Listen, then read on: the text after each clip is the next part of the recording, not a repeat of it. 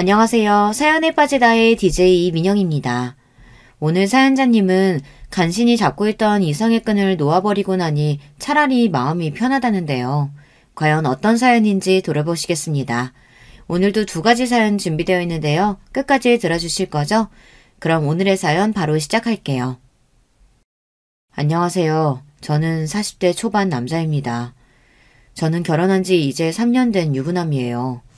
저와 아내 사이에는 이제 돌도 안 된 아들이 하나 있습니다. 사실 저는 아이를 낳고 싶지 않았어요. 아내와 결혼하기는 했지만 아내와 결혼해 사는 2년 동안 과연 우리가 아이를 낳고도 잘 살 수 있을까 걱정됐거든요.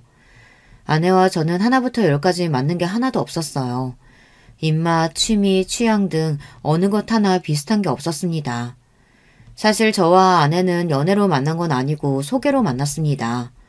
제가 전 여자친구와 헤어진 지 얼마 되지 않아 이별의 아픔에 잠겨 있었는데 대기업에 다니는 사촌형이 본인 직장 동료라면서 소개했어요.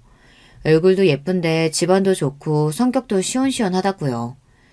전 여자친구와 헤어진 지 얼마 되지 않아 사실 저는 여자를 만날 생각이 전혀 없었는데 아버지의 성화에 어쩔 수 없이 소개를 받았습니다. 사촌형 회사면 대기업인데 왜 대기업 다니는 여자를 마다하냐면서요. 요즘 세상에 대기업 다니는 여자라고 하면 2팔 벌려 환영을 해야지. 네가 뭔데 싫다고 튕기냐 튕기기를. 아버지 때문에 여자친구랑 헤어진 지 얼마 되지도 않았는데 갑자기 무슨 소개팅이에요. 소개팅 이야기가 처음 나왔을 때 저는 다른 사람도 아니고 아버지께서 저에게 소개팅을 하라고 강요한다는 게 이해가 되질 않았습니다. 제가 전 여자친구와 헤어진 건 아버지 때문이었거든요.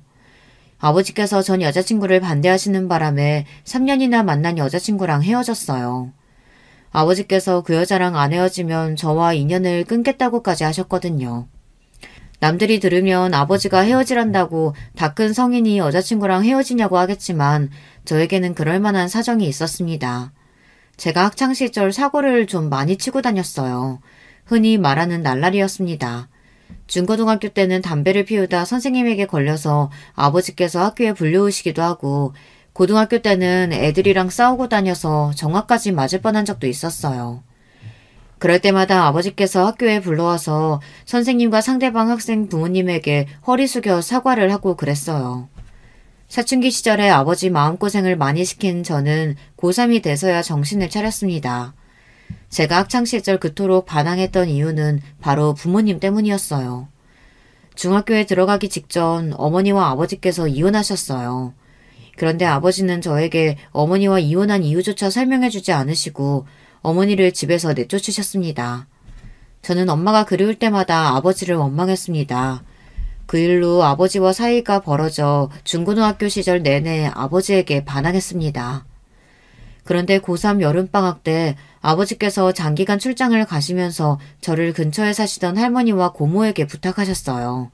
밥이라도 좀 챙겨주라고요. 저는 고모고 할머니고 다 귀찮아서 집에서 일절 밥을 먹지 않았습니다. 그냥 밤 늦게까지 밖에서 놀다가 밥은 대충 때우고 집에 들어갔어요. 그런데 우리 집에 반찬을 주러 오셨던 할머니와 고모와 주방에서 딱 마주쳤습니다. 고모는 저를 보자마자 지금이 몇 시인데 학생이 이제 집에 들어오냐고 화를 내셨어요. 저는 듣기 싫어서 고모를 무시하고 집 안으로 들어가려는데 할머니께서 제 손을 잡으시며 손에 꼬깃꼬깃한 10,000원짜리를 쥐어줬습니다. 저는 귀찮아서 됐다고 돈을 바닥에 던졌어요. 그러자 화가 난 고모가 제 뒷덜미를 잡았습니다. 그러더니 저에게 버럭 화를 냈습니다. 이 싸가지 없는 자식아! 할머니가 주는 돈을 누가 바닥에 던져? 너는 도대체 언제 철들래? 네 아버지가 혼자 너 키우느라 저렇게 매일 고생하고 다니는데 너는 아버지가 불쌍하지도 않니? 아버지께서는 평생 조경일만 하셨어요. 일이 많을 때는 섬에 몇 달씩 들어가서 일을 하다가 오시기도 하셨죠. 그런데 일이 얼마나 힘든지 몇 달 만에 집에 들어오시면 살이 3-4kg씩은 빠져있다고 했습니다. 고모가 아버지를 걱정하는 거야 이해가 됐지만 저는 한참 아버지를 원망하고 있을 때라 그런 소리가 다 듣고 싶지 않았어요. 그러게 누가 혼자 키우라고 그랬나? 나 키우는 거 힘들면 그냥 엄마한테 보내라고 그래요. 나는 엄마랑 사는 게 더 좋으니까. 그 순간 놀라운 일이 벌어졌어요. 할머니께서 갑자기 눈물을 쏟으며 흐느끼셨습니다. 그 모습에 화가 난 고모가 제 등을 찰싹 때렸습니다. 그러고는 생각지도 못한 말을 하셨어요. 네 아빠가 너한테는 하도 이야기하지 말라고 해서 나도 웬만하면 비밀 지켜주려고 했는데 도저히 안 되겠다. 네 엄마 남자랑 바람나서 집 나간 거야. 네 아빠가 내쫓은 거 아니라고. 저는 순간 고모가 거짓말을 한다고 생각했어요. 그래서 고모한테 거짓말 말라고 소리쳤습니다. 나도 거짓말이었으면 좋겠다. 네 엄마 내가 말을 안 해서 그렇지 원래 꼬리가 100개 달린 불려우야. 미용실 하면서 얼마나 이 남자 저 남자 다 껄떡거리고 다녔는지 이 동네 사람들은 다 알아. 그렇게 여우짓 하고 다니더니만 결국은 유부남이랑 눈 맞아서 집까지 나간 거라고. 아버지가 항상 외지에 나가 일을 하다 보니 엄마는 혼자 미용실을 운영하시면서 저를 키웠어요. 그러다 보니 동네 사람들이 괜한 말을 만들었을 수도 있겠다 싶었죠. 저는 고모의 말을 끝까지 믿고 싶지 않았습니다. 그런데 고모가 저에게 못 믿겠으면 과수원 수키 아줌마한테 물어보라더군요. 어머니가 바람피운 상대가 수키 아줌마 남동생이래요. 서울에서 내려온 남자였는데 인물이 아주 좋았답니다. 매일 그 남자가 미용실에 드나들더니만 결국은 둘이 눈이 맞아 도망간 거라고요. 저는 순간 고모 말에 너무 놀라 어안이 벙벙했습니다. 그러고는 아직도 흐느끼고 있는 할머니에게 물었어요. 고모 말이 사실이냐고요. 그러자 할머니도 천천히 고개를 끄덕이시더군요. 저는 정말로 몰랐어요. 엄마가 그런 여자였는지요. 그러니까 네 아빠 불쌍한지 알고 정신 똑바로 차리고 살아. 너라도 멀쩡하게 살아야 네 아빠도 마음 편하게 살지. 그제야 왜 아버지가 저에게 어머니를 쫓아냈다고 했는지 조금 알겠더군요. 아버지는 아들인 제가 바람난 어머니에게 버림받았다고 생각하며 어머니를 원망하며 살게 하고 싶지는 않으셨던 것 같아요. 차라리 아버지를 원망하며 사는 게 낫다 싶으셨나 봅니다. 그날 밤 저는 할머니가 만들어주신 반찬에 밥을 먹으며 혼자 펑펑 울었습니다. 아버지에게 너무 죄송해서요. 어머니는 고작 남자 하나 때문에 저를 버렸지만 아버지는 그 힘든 와중에 또 제 생각만 하셨잖아요. 더군다나 어머니께서 집을 나가면서 아버지가 차려준 미용실 보증금까지 가지고 날랐답니다. 거기다가 동네 사람들에게 빌린 돈도 있었는데 그것도 하나도 안 갚고 사라져서 빚쟁이들이 아버지에게 찾아왔답니다. 그 돈도 아버지께서 다 갚아줬대요. 고모와 할머니는 혼자 있을 제가 걱정됐는지 아버지가 돌아올 때까지 저와 함께 있어주셨어요. 내가 그년이 진 빚을 왜 오빠가 갚아주냐고 갚아주지 말라고 그렇게 말렸는데 네 아버지 말이 너 생각해서 다 갚는단다. 그 빚 안 갚으면 사람들이 너한테까지 손가락질한다고. 저는 고모 말을 듣는 내내 속상해서 아무 말도 할 수가 없었습니다. 어머니 때문에 상처를 받은 건 아버지도 마찬가지라 힘드셨을 텐데 전혀 내색 안 하시고 저를 키우며 먹고 살 걱정까지 하시면서 사셨으니 대단하다 싶었어요. 저는 그날 이후 달라졌습니다. 고모 말처럼 정신을 바짝 차리고 살았어요. 그리고 아버지 말을 무조건 잘 들었습니다. 아버지께서 공부해서 대학에 가라고 하셔서 반년 미친 듯 공부해 대학에 진학했어요. 그리고 아버지께서 제가 양복 입고 사무실에 출근하는 일을 했으면 좋겠다고 하셔서 열심히 취업 전선에 뛰어들어 대기업은 아니지만 그래도 중소기업에 입사했습니다. 저는 학창시절 내내 아버지 속을 썩인 걸 사죄드리는 마음으로 항상 아버지의 말이 옳다고 생각하며 살았어요. 하지만 아버지께서 제 연애와 결혼에까지 간섭하시는데 그건 많이 힘들었습니다. 제가 직장생활을 하며 3년이나 사귄 여자친구가 있었는데 그 여자친구가 미용실에서 일하는 미용사라는 이유만으로 헤어지라고 하셨어요. 너는 네 엄마가 나한테 어떻게 했는지 뻔히 다 알면서 미용사를 만나고 싶어? 나는 다른 건 다 괜찮아도 절대 미용실에서 일하는 애는 우리 집 며느리로 안 돼. 내 눈에 흙이 들어가도 절대 안 돼. 아빠, 그런 억지가 어딨어요. 수진이는 엄마랑 달라. 우리 수진이가 얼마나 착하고 마음씨가 고운데. 제발 한 번만 우리 수진이 만나보고 허락을 하든 안 하든 하세요. 제가 억지로라도 여자친구를 보여주고 싶어 집에도 몇 번 데리고 갔는데 아버지는 여자친구를 쳐다보지도 않았어요. 여자친구가 아버지와 가까워지고 싶어서 선물도 사서 집에 놀러오고 맛있는 음식을 만들어 오기도 했는데 아버지는 끝까지 저와의 교제를 허락하지 않았습니다. 아버지는 제 여자친구의 모든 게 다 마음에 안 든답니다. 제 여자친구가 한부모 가정에서 자란 것도 싫고 예쁘고 싹싹한 것까지 다 싫답니다. 여자가 인물 좋고 싹싹해봐야 나가서 딴짓이나 하고 다니지. 결혼할 여자는 무조건 똑똑하고 집안도 좋고 겉과 속이 같은 애여야 해. 집안이 탄탄한 집에서 자라야 가정교육 잘 받아서 허튼 짓을 안 하지. 예전에는 몰랐는데 아무래도 어머니에게 받은 상처가 아버지에게는 아직 남아있는지 아버지는 여자에 대한 트라우마가 있는 것 같았어요. 어머니께서 어릴 때 부모에게 버려져서 고아로 자랐거든요. 아버지는 툭하면 어머니가 부모 없이 자라 가정교육을 제대로 못 받아 그렇게 지조 없이 산 거라고 했습니다. 그리고 아버지께서 저에게 귀에 못이 박히게 하신 말씀이 있어요.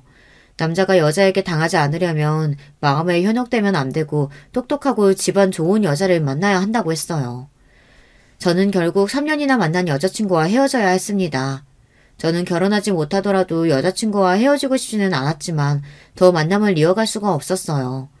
저는 아버지 모르게라도 여자친구를 더 만나고 싶다고 했지만 여자친구가 더는 저와 못 만나겠다고 했어요. 나도 우리 엄마한테는 귀한 자식인데 아버님한테 자꾸 한부모 가정이라고 나더러 가정교육 못 받았다고 하시는 것도 서럽고 내 직업이 미용사라 마음에 안 드신다고 하는 것도 너무 힘들어. 나도 자존심이라는 게 있는데 더는 자기랑 못 만나겠어. 아마 제가 여자친구라도 저 같은 남자랑은 헤어지자고 했을 거예요. 제가 대단히 잘났거나 우리 집안이 대단하지도 않은데 말도 안 되는 소리를 하며 교제 자체를 반대하니 자존심이 상하는 게 당연하겠죠. 할 수 없이 저는 여자친구를 보내줘야 했습니다. 아버지는 저와 여자친구를 헤어지게 한 장본인이면서 저에게 소개팅하라고 강요하신 거예요. 대기업 다니는 사촌 형이 소개했으면 무조건 믿을 만한 사람이라고 잘해보라고 하셨죠. 그런데 저도 저인 게 속으로는 분명 소개팅이 내키지 않으면서 아버지가 시키시니 도저히 끝까지 거절할 수가 없었어요. 저는 지금까지도 믿기지 않지만 그 당시에 사촌형이 소개한 여자와 소개팅을 하고 결혼까지 했습니다. 결혼이라는 게 참 이상하더군요. 양가에서 정신없이 몰아붙이니 어느새 저는 결혼식장에 들어가고 있었어요. 아내는 사촌형 말대로 얼굴도 예쁘고 능력도 있고 성격도 시원시원했어요. 아내는 부잣집 외동딸이었습니다. 장인어른이 사업을 하셔서 자수성가하신 분이에요. 본인만의 철학이 확고하신 분이셨죠. 사실 소개팅하고 얼마 되지 않아 아내가 먼저 저에게 사귀자고 했어요. 저에게 첫눈에 반했다고요. 저는 아내의 솔직하고 당당한 성격이 좋아서 그러자고 했습니다. 그런데 아내는 사귀자마자 곧바로 자기 부모님께 저를 소개했습니다. 장인 장모님께서 제가 마음에 들지 않는다는 티를 팍팍 내셨거든요. 사실 그럴 만도 했죠. 아내는 어릴 때부터 경제적으로 유복하게 자랐고 직장도 대기업에 다니고 있었으니까요. 반면에 저는 집안도 보통인데다가 대학도 전문대고 직장도 아내보다 작은 회사에 다니고 있었으니 내세울 만한 게 없기는 했습니다. 사실 자네 조건만 들었을 때는 영 마음에 안 들어서 소개 안 받는다 그랬네. 근데 어쩌겠나. 하나뿐인 내 딸이 자네 아니면 결혼을 안 한다는데. 아무리 촌 출신이라고 해도 그렇지. 이왕 서울에 올라온 거 공부 좀 더 해서 4년제라도 나왔으면 좀 좋아. 그래야 너희 아빠 회사에라도 낙하산으로 넣어주지. 저는 마치 드라마 속에 들어와 있는 것 같았습니다. 재벌집 사위 면접이라도 보는 줄 알았어요. 그리고 그 순간 전 여자친구의 마음이 단번에 이해가 됐습니다. 전 여자친구가 우리 아버지를 만날 때마다 얼마나 힘들었을지를 생각하니 다시 또 미안하고 마음이 좋지 않았어요. 제가 많이 부족하지만 그래도 조금만 너그러운 마음으로 지켜봐 주시면 앞으로 더 믿음직한 모습 보여드리겠습니다. 저는 애써 좋은 말로 포장해서 제 자존심을 지켰습니다. 그리고 바로 반년 뒤에 결혼했어요. 이런 말하면 아내는 당연히 서운하겠지만 당시에 저는 아내가 아니었어도 결혼했을 거예요. 이미 제가 좋아하던 여자친구와는 헤어진 상태였으니 누구라도 상관없었어요. 더군다나 아버지가 나이가 찼으니 좋은 여자 있을 때 빨리 결혼하라고 하셨거든요. 저는 어쩌면 차라리 잘 됐는지도 모르겠다 생각했습니다. 아버지께서 마음에 들어 하시는 여자와 결혼해 살면 평생 아버지와 싸울 일은 없겠다 싶었거든요. 그런데 살다 보니 제가 얼마나 바보 같은 결정을 한 건지 뼈저리게 느꼈습니다. 조건이 좋고 타이밍이 맞는다고 해서 결혼 생활이 행복한 건 아니더라고요. 아내와 결혼한 이후 제 인생은 180도 달라졌습니다. 아내는 제 모든 게 좋다며 결혼하자고 조르더니 막상 결혼하고 나서는 저를 둘러싼 모든 걸 다 싫어하기 시작했어요. 한 번은 이런 적이 있었습니다. 제가 회사에 일이 많아서 야근을 자주 했어요. 저는 아내도 일하는 사람이니 당연히 야근이나 회식 같은 건 이해해 줄 줄 알았습니다. 그런데 아내는 말도 안 되는 거를 가지고 꼬투리를 잡고 사람을 피곤하게 했어요. 거기다가 제가 본인이 다니는 회사보다 작은 회사에 다닌다고 대놓고 무시했습니다. 코딱지만한 회사가 월급도 쥐꼬리만큼 주면서 사람을 왜 그렇게 부려대는 건데. 회식할 돈 있으면 월급이나 올려주지. 쓸데없이 왜 자꾸 술을 먹여. 이래서 우리나라에서 무조건 대기업에 다녀야 되는 거라니까. 처음엔 저도 그러려니 했어요. 원래 아내가 말을 거침없이 하기도 하고 아내도 제가 힘들어 보이니 걱정돼서 하는 농담이라고 생각했거든요. 그런데 시간이 지날수록 아내가 저를 무시한다는 게 느껴졌습니다.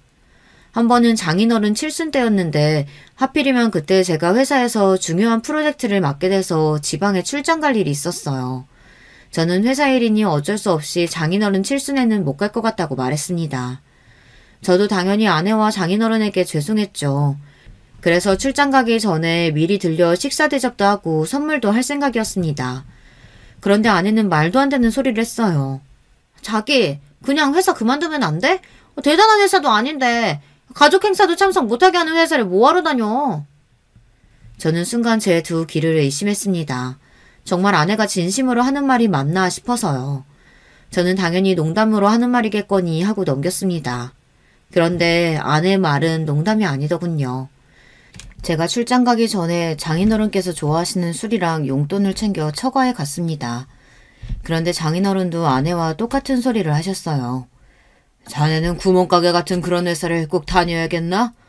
내가 자네 자존심 상할까봐 지금까지 말은 안 했는데 내 친구들 사위 중에 중소기업 다니는 사위는 자네밖에 없어. 내가 마음 같아서는 내 회사에 자리라도 하나 만들어주고 싶은데 자네가 내세울 만한 게 뭐가 있어야지 말이야. 괜히 자네 회사를 불러들였다가 직원들 사이에서 낙하산이 내 몸에 말이라도 나오면 나만 곤란해지네. 그러니까 할 수 없이 지켜보는 거지. 저는 아내와 장인어른이 저를 놀리려고 일부러 짠 줄 알았어요. 장인어른은 기다렸다는 듯 저에 대한 불만을 쏟아내셨습니다. 저는 뭐라고 대답할지 몰라 당황스러웠습니다. 저는 아내에게 도와달라는 듯 눈빛을 보냈어요. 그런데 아내는 당황한 제 얼굴을 보고도 모르는 척 자기 할 말만 했습니다. 아빠, 직원들이 뭐라고 하든 말든 자리 하나 만들어주면 안 돼? 이 사람 매일 몇 푼도 되지 않는 돈 벌겠다고 회사 눈치 보면서 다니는 거 나 도저히 못 봐주겠어. 제가 없는 자리도 아니고 버젓이 제가 있는데 아내는 할 말 못할 말 구분하지도 못하고 혼자 떠들었습니다. 저는 장인 장모님도 계신 자리니 꾹 참고 있었어요. 그런데 결국은 표정 관리가 되지 않아 아내에게 슬쩍 그만하라고 언지를 줬습니다. 그러자 아내가 제가 그만하라고 했다고 또 꼬투리를 잡고 늘어지더군요. 당신도 이제 자존심 좀 그만 부려. 당신은 아빠 말 듣고도 느끼는 게 없어?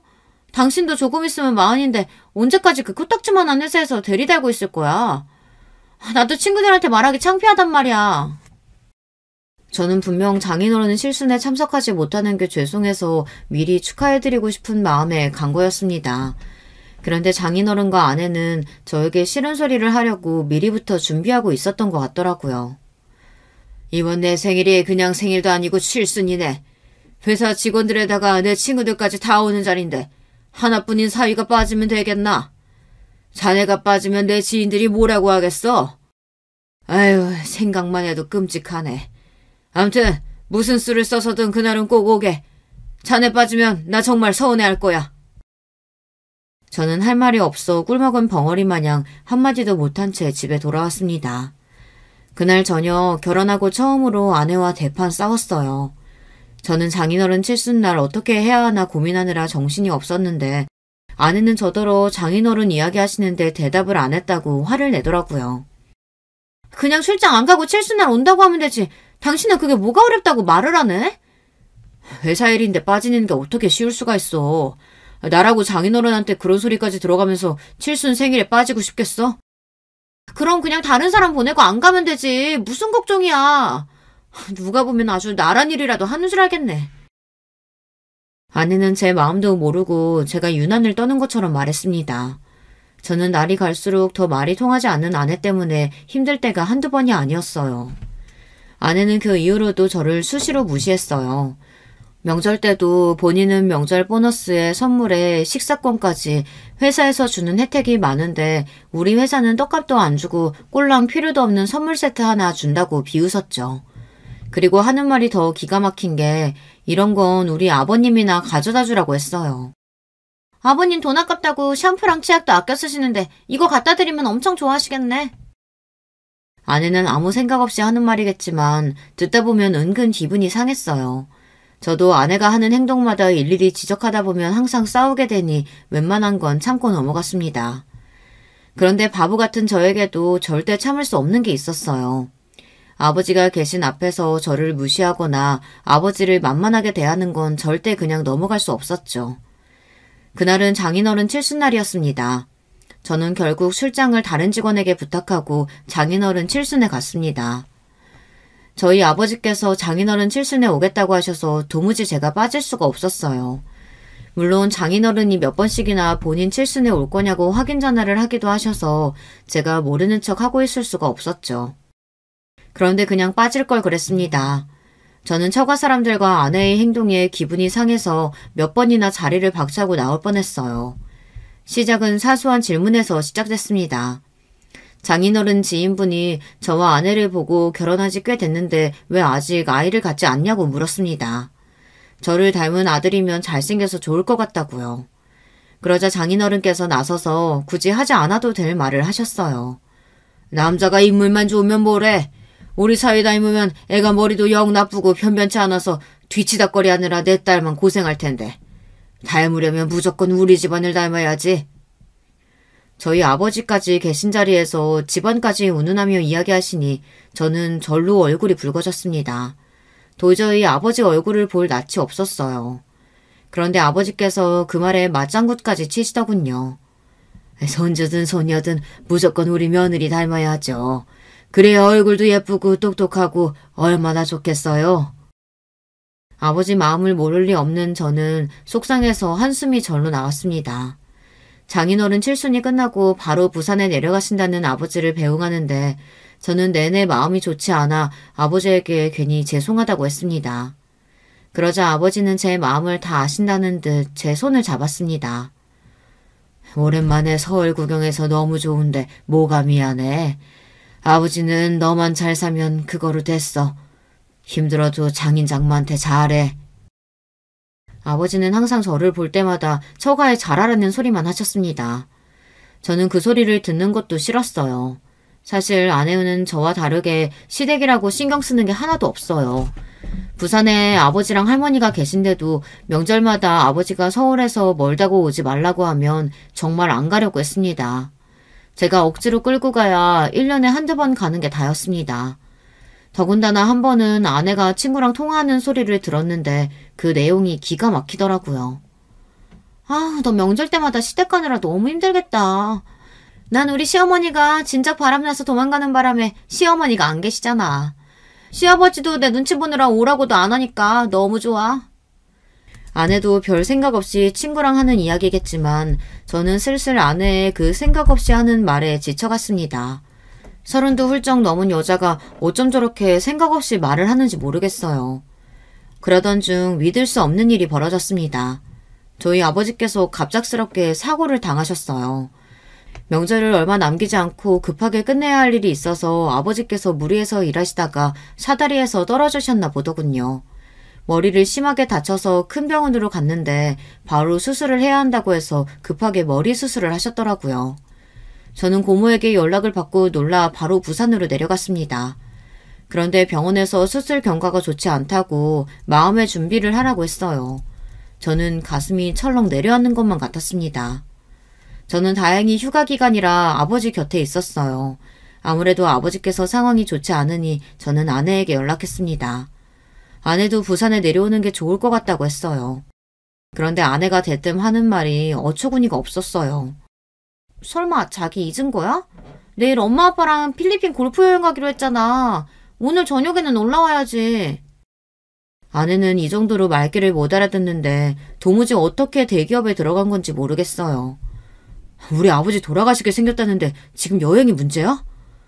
원래 병원에서는 다 그렇게 말해. 수술 끝나고 병원에 계시는데 뭐가 걱정이야. 순간 저는 아내가 혹시 사이코패스는 아닐까 진지하게 고민했습니다. 그러지 않고서야 이럴 수가 없어요. 저는 아내와 더는 대화하고 싶지 않아 휴가 동안 병원에 있을 거니까 그렇게 여행 가고 싶으면 너나 가라고 했습니다. 아내는 다음날 장인 장모님과 필리핀으로 골프 여행을 떠났습니다. 그리고 3일 후 아버지께서 돌아가셨어요. 저는 고모와 할머니와 함께 임종을 지키고 장례 절차를 밟았습니다. 그 사이에 할머니께서 2번이나 정신을 잃으시는 바람에 저는 너무 무서웠어요. 아버지께서 돌아가셨다는 게 믿기지도 않는 상황에서 할머니까지 어떻게 될까봐 걱정했습니다. 제가 가장 힘든 시간을 보내는 중 아내는 필리핀에서 즐겁게 보내다가 장래에 2일째가 돼서야 장례식장에 나타났습니다. 갑자기 들어오게 돼서 비행기표가 없어 어쩔 수 없었대요. 게다가 아내가 장례식장에 오자마자 처음으로 한 말이 너무 피곤하다는 말이었습니다. 아, 피곤해. 아버님은 어떻게 돌아가셔도 며느리 오랜만에 여행 갔는데 딱 그때 돌아가시냐? 저는 너무 지쳐서 화낼 일도 없었어요. 아내라면 이제 지긋지긋했습니다. 제발 남은 이틀이라도 입 좀 다물고 있어. 안 그래도 힘든데 당신이 입만 벌리면 정말 돌아버리겠으니까. 어머, 당신 지금 나한테 입 다물라고 한 거야? 당신 이래서 감당되겠어? 나 임신했는데?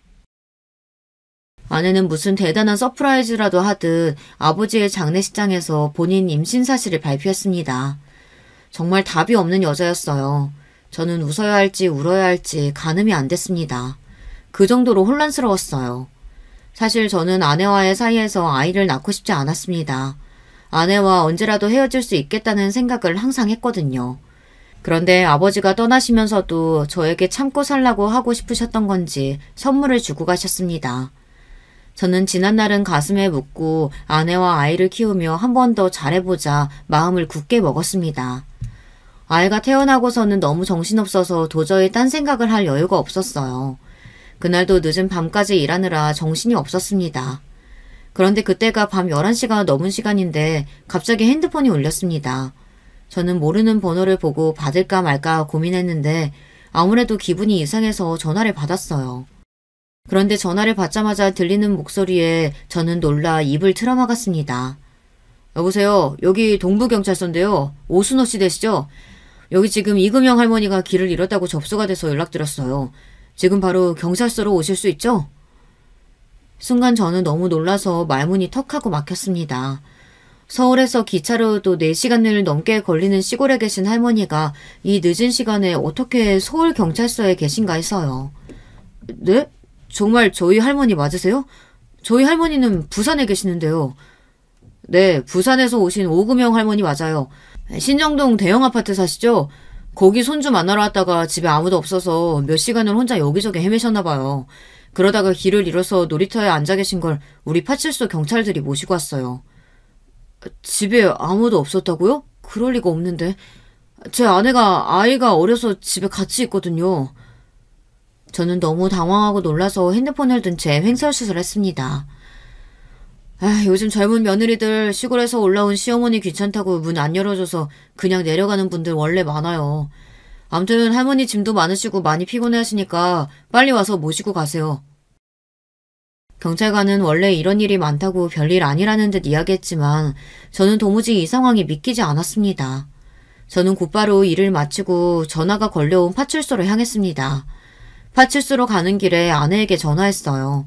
혹시나 하는 마음에 할머니가 집에 왔었다는데 오늘 외출했었느냐고 물었어요.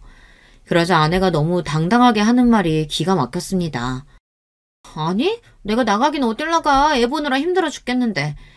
당신 할머니가 연락도 안 하고 집에 왔길래 귀찮아서 그냥 집에 없는 척했어.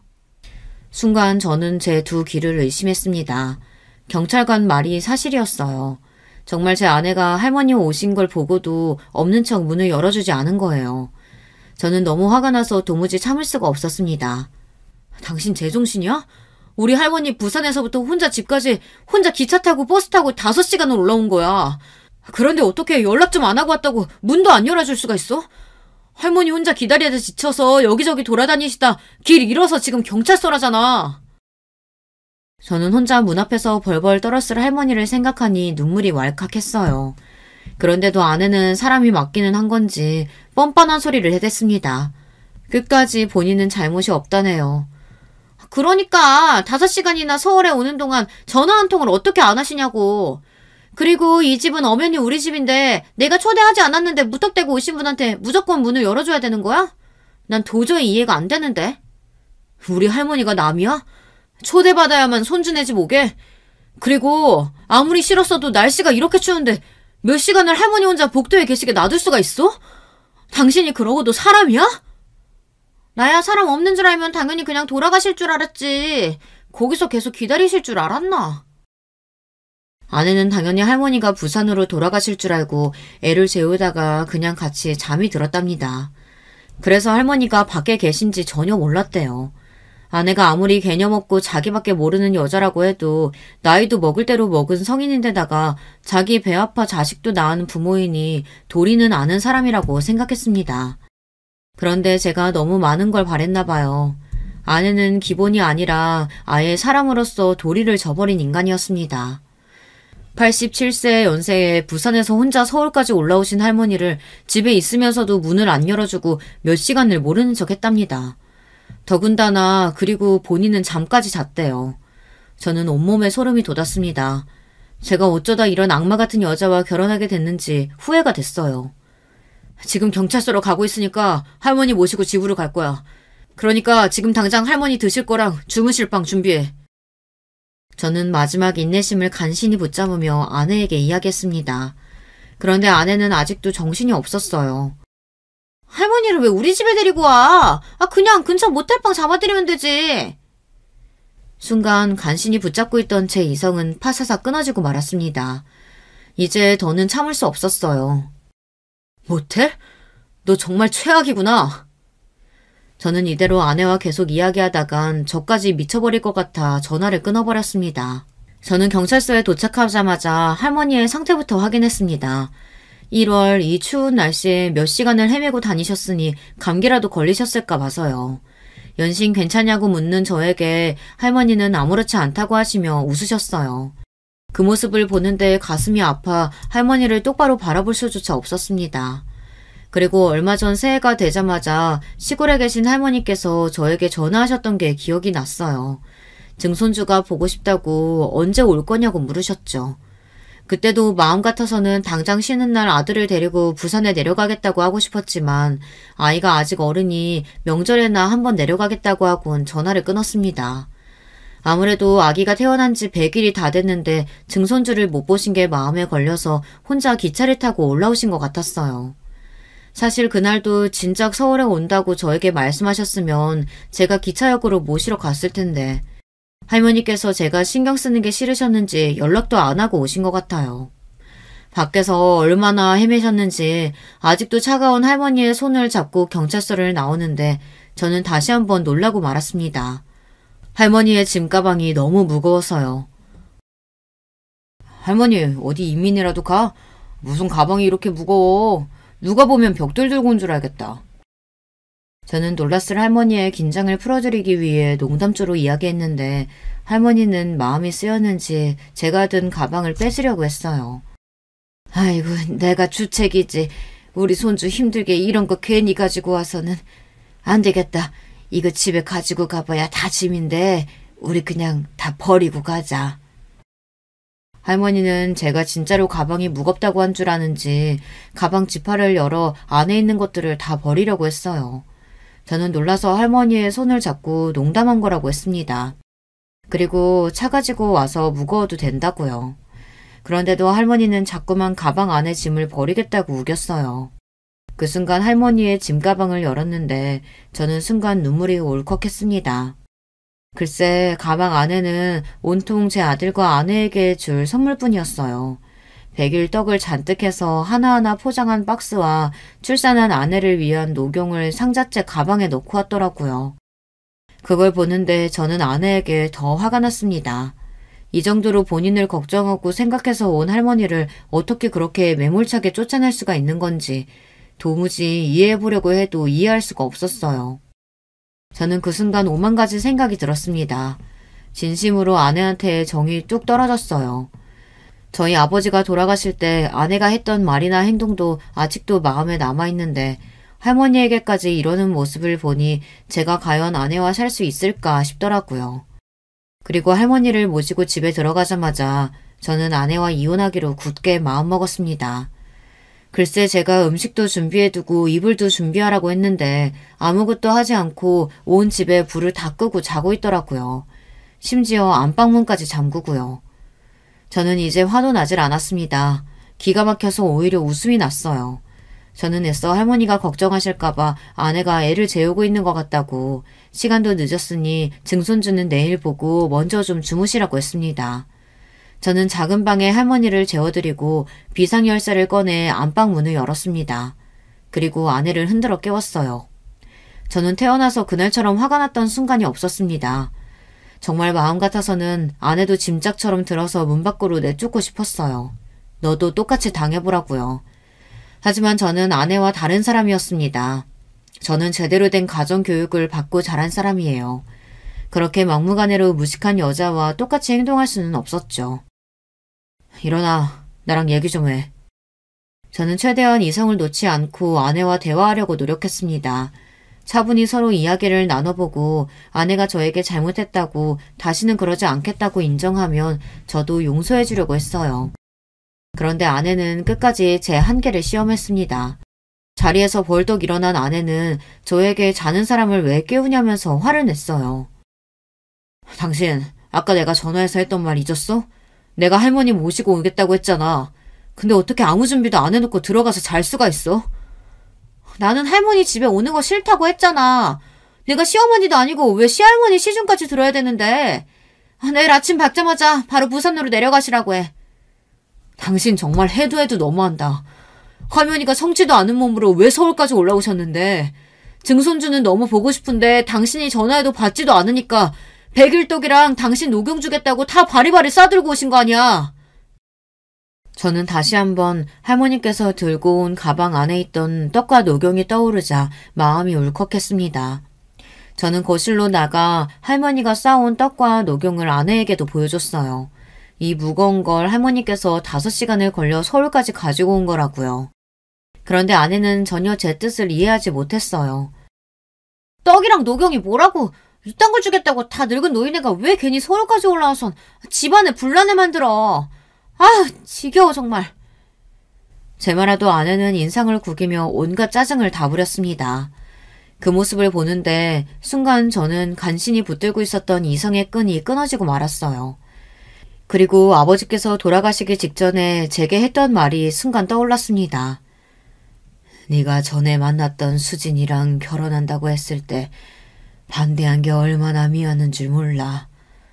만약 네가 그때 수진이랑 결혼했으면 지금처럼 마음고생하면서 힘들게 살지는 않았을 텐데. 이 못난 아비가 집안만 보고 지금 니처럼 결혼하라고 강요해서 정말 미안하다. 앞으로는 네 못난 아버지 없는 세상에서 네 마음대로 살아라. 아버지는 돌아가시기 직전 지금까지 당신의 생각을 저에게 강요하며 살았다며 미안하다고 사과하셨어요. 그때는 아버지의 말이 무슨 소리인가 싶었는데 이제는 확실히 알았습니다. 아버지의 말씀이 맞았어요. 제가 지금의 아내와 결혼해서 아이까지 낳은 마당에 할 소리는 아니지만 만약 아내와 결혼하지 않았다면 지금보다 훨씬 더 행복하게 살았을 거예요. 아내와의 결혼 생활은 하루도 마음 편할 날이 없었거든요. 저는 머릿속으로는 많은 생각이 들었지만 이미 시간이 늦었으니 아내에게 들어가 자라고 했습니다. 저는 할머니와 자겠다고요. 제가 할머니와 자겠다는 것도 아내는 마음에 들지 않은 눈치였지만 저는 아내의 눈치를 보면서 살고 싶지 않았어요. 저는 아내를 떼어내기 위한 복수를 준비했습니다. 그리고 아내가 가장 무서워하는 방법을 생각해냈죠. 며칠 뒤 시사 고발하는 프로에 장인어른이 나왔습니다. 물론 장인어른 얼굴과 회사 이름은 모자이크 처리되어 방송됐지만 같은 업종에 있는 사람들은 충분히 알 수 있을 정도였죠. 제가 시아버지 회사를 방송에 고발했습니다. 최근 대기업의 오너의 갑질로 인한 사건 사고가 끊이질 않았었는데요. 과연 갑질이라는 게 대기업 오너에게만 해당되는 일일까요? 조사 결과 그렇지 않았습니다. 대기업 오너들이야 사생활 문제나 갑질 논란이 퍼지면 주가나 이미지 손상에 큰 타격을 주기 때문에 조심하는 분위기지만 중소기업들은 그렇지 않았습니다. 아직도 회사 내에 갑질이나 불평등 계약이 존재하고 있었습니다. 저는 방송에 제보할 때 장인어른의 회사를 꼭 중소기업이라고 명시해달라고 했습니다. 장인어른이 운영하시는 회사가 결코 작은 구멍가게는 아니지만 그렇다고 대기업도 아니에요. 제가 근무하는 회사와 규모가 크게 차이나지 않았습니다. 오히려 업계에서는 제가 근무하는 회사가 더 위상이 높아요. 그런데도 장인어른은 제가 다니는 회사는 본인이 모르는 분야면서도 항상 제가 다니는 회사를 무시하면서 깎아내렸어요. 그리고 평소 제가 장인어른을 모시면서 알게 된 회사 내에 문제들이 있었는데요. 당한 사람들이 고소까지 할 정도로 큰 사건은 아니었지만 당한 사람들에게는 꽤 억울할 만한 일들이었죠. 아내나 장인어른은 부끄러운 줄도 모르고 그런 이야기들을 저에게 하고는 했어요. 이래서 사람은 열심히 공부해서 좋은 직장에 다녀야 하는 거라니까. 자기들이 다 능력이 없으니까 이런 억울한 일 당하는 거 아니야? 나는 머리 나빠서 코딱지만한 회사 다니면서 자기 회사는 육아휴직 없다고 징징거리는 애들이 제일 싫더라. 그러게 지들도 공부 좀 해서 진작 대기업까지. 반면 저는 장인어른과 아내의 이야기를 들을 때마다 속이 답답하고 제가 다 그 사람들한테 미안했어요. 그래서 며칠 전부터 장인어른에게 사람을 붙여 영상을 찍게 해 고발할 증거를 확보했습니다. 장인어른네 회사는 다른 중소기업보다 계약직 수가 많아요. 더군다나 계약직까지도 인턴 기간을 줘서 3개월이나 부려먹고 중간에 자르는 경우도 허다했습니다.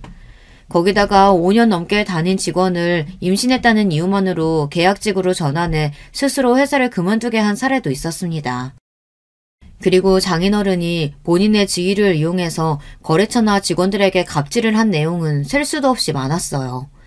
그 내용을 아주 일목요연하게 정리해서 저는 방송국에 제보했습니다. 제 생각대로 방송의 여파는 컸어요. 20분 간신히 나온 방송 이후 방송에 나온 내용 말고도 본인이 피해자라며 장인어른 회사에서 당한 불이익을 고발하는 댓글이 방송국 홈페이지에 빗발쳤습니다. 그래서 장인어른네 회사 고발 내용을 후속 방송까지 내보내겠다고 방송국에서 홍보했어요. 그날 이후 아내와 장인어른은 난리가 났습니다. 도대체 누가 이런 제보를 했는지 알아내느라 정신이 없었죠. 저는 그 사이 아내와의 이혼을 준비했습니다. 그리고 때가 됐어요. 장인어른께서 운영하시는 회사의 물건들이 모두 다 보이콧을 당하고 순식간에 반품량이 쏟아졌어요. 장인어른네 회사의 매출은 반토막이 났습니다. 거기다가 회사에서는 대표가 잘못한 일로 손해를 봤으니 책임지라는 여론이 생기기 시작했습니다. 장인어른은 꼼짝없이 대표 자리에서 물러나게 됐죠. 저는 아내와 장인어른이 제일 힘든 일을 겪는 순간 아내에게 이혼을 건넸습니다. 그러자 아내는 노발대발 난리가 났어요. 당신 제정신이야? 우리 집 망하게 생겼다고 지금 발 빼는 거야? 내가 당신 같은 사람인 줄 알아? 난 당신네 집 망하기 전부터 당신한테 정 떨어져서 이혼하겠다고 한 사람이야. 아무리 그래도 그렇지. 지금 우리 집이 얼마나 힘든 줄 알면서 나한테 꼭 이래야겠어? 아내는 자기가 요즘 너무 힘들다며 이러지 말라고 울먹였습니다. 저는 그런 아내가 가소로웠습니다. 자식까지 낳고 산 아내인데도 우는 모습이 하나도 안쓰럽지 않았어요. 그 순간 저는 알았습니다. 정말 아내와는 끝이라는 걸요. 저는 마지막으로 정말 하고 싶었던 복수를 했습니다. 우리 아버지 돌아가셨을 때 당신 나한테 어떻게 했는지 잊었어? 우리 아버지 병원에서 오늘 내일 하시는데 당신이랑 당신 부모 나더러 동남아 골프 여행 안 따라갔다고 난리쳤잖아. 그래서 당신은 우리 아버지 돌아가시고도 이틀이나 지나서 장례식장에 나타났고 당신 아버지는 고작 그 코딱지만한 중소기업 망하는 건데 나더러 뭘 어쩌라고 이래. 나는 당신 아버지 회사 일에는 관심도 없으니까 당장 이혼 서류에 사인이나 해. 저는 그동안 참아왔던 말을 폭풍처럼 쏟아냈습니다. 저는 묵은 채증이 날아가듯 속이 후련해졌어요. 아내는 마치 발작이라도 난 사람처럼 몸을 떨며 제게 달려들려고 했지만 저는 무시했어요. 그러고는 집을 부동산에 내놓고 회사에 휴가를 내고 아들을 데리고 할머니가 계신 부산으로 내려왔습니다. 아내와 장인어른 장모님까지 하루에 수십 통씩 전화가 왔지만 저는 받지 않았습니다. 저는 경찰서에서 할머니를 모시고 집에 왔던 그날부터 이미 마음을 먹은 일이기 때문에 제 마음 정리는 이미 끝났어요. 저는 그 집 사람들과는 할 말이 없었습니다. 저는 아들을 안고 바닷가를 거닐며 하늘을 올려다보고 아버지를 향해 마음속으로 속삭였습니다. 아버지, 원망은 절대 안 하니까 걱정하지 마세요. 아버지 덕분에 아버지를 꼭 닮은 아들도 제게 생겼으니까요. 할머니는 걱정하지 마세요. 제가 잘 모실게요. 저는 아직 부산에 있습니다. 아직 서울의 집도 팔리지 않았고 이혼도 소송 중이거든요. 아내가 본인은 이혼하지 않겠다고 버티고 있어요. 하지만 저는 이미 마음을 정했기 때문에 당분간 부산에 있을 생각입니다. 제가 아내를 아는데 자존심이 강한 사람이 이혼하고 싶다고 저를 끝까지 잡을 리가 없어요. 분명 자기가 먼저 더러워서 이혼해준다 하며 합의 이혼할 거예요. 장인이나 장모도 마찬가지고요. 사실 저는 아들도 갑자기 엄마와 떨어졌으니 엄마를 찾고 울면 어쩌나 생각했는데 생각보다 아들은 엄마도 찾지 않고 할머니를 잘 따라 셋이 할머니의 집에서 잘 지내고 있습니다. 매일 아침에 눈만 뜨면 눈앞에 바다가 있으니 저도 가슴이 뻥 뚫리고 좋더라고요. 고모와 할머니는 서울에 집도 정리되고 이혼도 정리되면 차라리 부산에 내려오라고 하세요. 회사 관두고 정할 일 없으면 구모부가 하시는 횟집이 있는데 거기서 일해도 된다고요. 저는 오랜만에 가족들 품에서 편하게 지내고 있습니다. 앞으로 제가 어떻게 어디서 살게 될진 저도 모르겠지만 한 가지 확실한 건 하루라도 빨리 서울에 집이 팔려서 아내와 재산 분할이 끝나고 서류상으로도 깨끗하게 이혼남이 되는 겁니다. 이혼 확정이 되는 순간 저는 하늘을 날듯 몸이 가벼워질 것 같아요. 앞으로 아내가 얼마나 더 버틸지는 모르겠지만 저는 끝까지 할 겁니다. 꼭 이혼할 거예요. 제 이야기를 끝까지 들어주셔서 감사합니다. 저와 아들 두 남자의 앞날을 응원하는 댓글 많이 부탁드리겠습니다. 여러분에게도 항상 기분 좋은 일만 가득하시길 바랄게요. 여러분, 두 번째 사연 시작하기 전에 좋아요, 구독 꼭 눌러주실 거죠? 그럼 두 번째 사연 바로 시작합니다. 여러분 안녕하세요. 저는 70대 초반 남자입니다. 오늘은 특별한 날이라 조용히 생각을 해봤어요. 그런데 제가 살았던 인생을 되돌아보니 참 파란만장했다고 느껴지더라고요. 얼마 전에 믿기 힘든 일이 일어나기도 했습니다. 그래서 용기 내어 사연을 제보하게 됐어요. 때로는 현실이 더 영화보다 드라마보다 더 대단하잖아요. 저한테도 그런 일이 일어났습니다. 사실 어렸을 때는 저한테 이런 일이 일어날지 전혀 몰랐어요. 다들 어렸을 때는 꿈과 희망으로 가득 찬 생활을 하지 않습니까? 저는 전혀 아니었습니다. 오히려 어렸을 때가 인생에서 제일 힘든 시기였어요. 왜냐하면 어린 시절을 내내 보육원에서 보냈거든요. 저는 부모님이 누군지 얼굴도 모르고 살았습니다. 이름도 모르고 나이도 모르고 그냥 보육원 원장이 지어준 이름과 생일을 가지고 있어요. 생일도 제가 태어난 정확한 날짜가 아니고 원장이 저를 문 앞에서 주운 날이 제 생일입니다. 제가 70대니까 그 시절에는 워낙 고아가 많았어요. 저처럼 아예 부모를 모르고 살지 않더라도 시대가 시대니까 부모와 생이별한 사람도 아주 많았습니다. 이상가족도 많았고요. 그래서 그때는 보육원에 저 같은 아이들이 되게 많았죠. 아이들은 많은데 먹을 것은 부족하니 항상 배가 고팠어요. 넉넉하게 배불리 먹는다는 느낌이 무엇인지도 모르고 살았습니다. 밥이 없어 감자나 고구마로 끼니를 대신하는 것은 일상이었죠.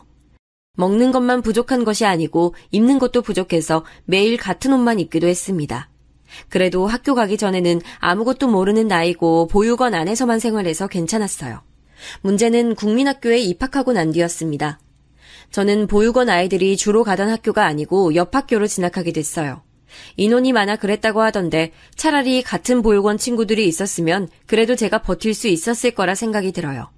학교에 갔더니 그 학교는 그래도 부모가 있는 친구들이 대부분이었습니다. 거기서 저는 완전한 이방인이었어요. 먹을 게 부족해서 항상 배고픈 상태라고 했잖아요. 그래서 저는 또래에 비해 덩치가 비교될 정도로 작았습니다. 부모도 없는데 키도 작고 보잘것없으니 얼마나 놀림의 대상이었겠어요. 그중 저를 많이 괴롭힌 친구가 있었는데 이름은 박종섭이었습니다. 아직도 그 이름이 기억나고 제 인생에서 뺄 수 없는 이름이에요. 종섭이는 저와 달리 유독 덩치가 큰 친구였습니다. 아버지가 우리 마을에 땅을 많이 가지고 있었어요. 돈이 많아서 다들 가난하게 살던 시절에 유독 부유하게 살았던 친구였습니다. 다들 배고픈 시기라 종섭이에게 달라붙어 콩고물이라도 떨어질까 기대하곤 했었죠. 오늘 우리 집에 놀 사람. 아버지가 반 친구들 데려오라고 하셨는데 우리 집 가면 맛있는 거 많아. 종섭아, 나도 너희 집 놀러 가도 돼? 어릴 때는 힘없고 약한 친구들을 괴롭히곤 하잖아요. 그 대상은 저였습니다. 부모도 없이 매일 똑같은 옷을 입고 다니니 얼마나 만만했겠습니까? 종섭이는 제가 만만했는지 저만 보면 시비를 많이 걸었어요. 야, 넌 엄마 아빠도 없지? 그지야! 원래 성격 자체가 낯가리고 조용한 편이고 또 보육원에서 자라면서 눈치를 많이 봐서 저는 어릴 때는 매우 소심한 성격이었습니다. 그래서 그렇게 종섭이가 저를 괴롭혀도 제대로 뭐라 하지도 못했어요. 그런 저를 반에서 유일하게 도와준 친구가 있었는데 순애라는 친구였습니다. 순애는 아버지가 없었는데 그래서 그런가 부모가 없다고 놀림을 받는 저를 많이 두둔해 주었어요. 야, 너네 그만 놀려. 부모 없는 게 어때서? 나도 아빠 없어. 옆 동네는 부모 없는 사람 많다더라. 아무 말도 못하고 고개만 숙이고 있는 저를 순애는 나서서 막아줬어요. 저야 당연히 그런 순애가 고마웠습니다. 당당하게 자기도 아빠가 없다고 소리치던 순애가 오히려 대단해 보였어요. 한 가지 나쁜 점이 있다면 종섭이가 순애를 좋아했다는 점입니다. 종섭이는 안 그래도 저를 놀리기 바쁜 친구였는데 자기가 좋아하던 순애가 저를 두둔하니 노골적으로 괴롭혔어요. 그 당시 시기가 시기인 만큼 사실 다들 넉넉하게 살던 시절은 아니거든요. 지금이야 다들 어느 정도 사니까 문제가 없지만 그때는 다 같이 가난하던 시절이었습니다. 만약 여러분 중 저와 나이가 비슷하신 분들은 다 이해하실 거예요. 아무튼 그런데 그래도 제가 나온 학교는 다 부모는 있더라고요. 부모 없는 서러움을 저는 만 10세가 되기 전부터 알게 됐습니다. 여자애인 순애가 저를 막아주는 것도 당연히 한계가 있었죠. 그래서 꾹 참다가 정도가 심해진 어느 날 종섭이와 대놓고 교실에서 싸우게 됐습니다. 그런데 그러지 말아야 했어요. 종섭이와 싸움은 사실 체급 차이가 너무 커서 싸운 게 아니고 제가 일방적으로 당했다고 해야 하는 게 맞습니다. 어릴 때는 또 유난히 제가 몸이 약했기 때문에 종섭이는 겨우 얼굴에 상처 하나가 났을 뿐이었죠. 반면 저는 말 그대로 온몸이 상처였어요. 그렇게 교실을 뒹굴던 우리의 싸움이 어느 정도 정리되고 선생님은 종섭이 아버지와 우리 보육원 원장님을 학교로 부르셨어요. 4대 독자 우리 아들을 네가 뭔데 감히 때려? 너 뭐야? 부모도 없는 게 어디서 우리 아들한테 손을 대? 우리 아들 잘생긴 얼굴에 이게 뭐야? 아니 원장님, 보육원 애들 관리 이 정도밖에 안 되는 거예요? 진짜 너무 실망이에요. 이런 식이면 저희가 지원 더 못해드려요. 너무 실망이에요. 죄송합니다. 뭐하고 있어? 빨리 죄송하다고 해. 죄송합니다. 다시는 종섭이 안 때릴게요. 종섭이 부모님은 저를 보고 굉장히 많이 비난하셨어요. 그게 지금 거의 60년이 지났는데도 아주 생생하게 기억이 날 정도랍니다. 괴롭힌 것도 때린 것도 다 종섭이고 일방적으로 놀림을 당한 사람은 저예요. 그런데 모든 어른은 종섭이를 감쌌습니다. 담임 선생님도 물론 종섭이 편이었고 제가 지내던 보육원 원장님도 대놓고 저한테 사과하라고 강요하셨어요. 이 사건 이후로 저는 더 사람을 믿지 못하게 됐습니다. 유일하게 저에게 손을 내민 순애에 대한 애정만 깊어지는 계기가 됐어요. 원장님은 보육원에 와서도 저한테 제정신이냐고 화를 크게 내셨습니다. 알고 봤더니 종섭이네가 잘 살았다고 했잖아요. 그래서 보육원에 지원해주고 있었더라고요. 원장님은 저 때문에 보육원 지원이 끊길까봐 두려웠던 거예요. 그래서 저 이후에는 보육원에서도 저는 눈엣가시가 됐습니다. 서러움을 느낄 새도 없었어요. 학교에서도 보육원에서도 소외당하던 저를 유일하게 챙겨준 어른은 바로 순애 어머니였습니다. 어머 정수야 괜찮니? 연고라도 바르자. 이리 와. 다음날 순애가 저를 이끌고 간 곳은 바로 자기 집이었어요.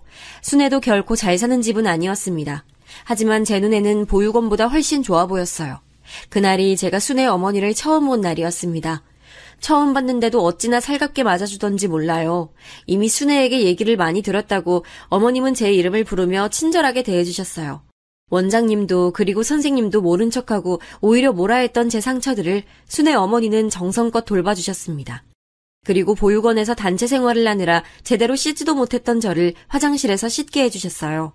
항상 배고픈 상태로 있었던 저에게 밥을 차려주셨는데 아직도 그 맛이 기억이 날 정도로 맛있었습니다. 밥다운 밥을 먹어봤던 게 그날이 처음 같아요. 그렇게 저는 순애와 순애 어머니에게 정서적으로 많이 의지하게 됐습니다. 학교에서 그리고 보육원에서 제대로 된 애정을 받지도 못했으니까요. 그나마 다행인 것은 바로 제가 그렇게 종섭이와 다투고 난 이후에 다른 애들은 저를 건들지 않았다는 사실이었습니다. 어쨌든 제가 건들면 가만히 있지 않다는 사실을 보여준 것이었으니까요. 국민학교를 지나 어느새 중학교까지 갔는데 저는 중학교도 졸업하지 못했습니다. 왜냐하면 보육원 원장이 자기 마음대로 중학교 중퇴를 시켰거든요. 보육원은 성인이 되면 나가야 했기 때문에 어떻게든 저를 이용하려고 했습니다. 그래서 학교에 보내지 않고 보육원 일을 시켰어요. 저는 중학생 때 그래서 보육원에서 어린 친구들을 씻기거나 혹은 청소하고 말 그대로 직원이 하는 일을 하기 시작했습니다. 학교에도 못 갈 정도로 일했으니 당연히 순애를 보는 것도 힘들었어요. 그런 저를 순애가 직접 보러 오기도 했습니다. 정수야, 힘들면 내가 같이 일할게. 나 안 그래도 아이들 좋아하잖아. 아니야, 내가 할 수 있어. 순애 너까지 아니래도 괜찮아.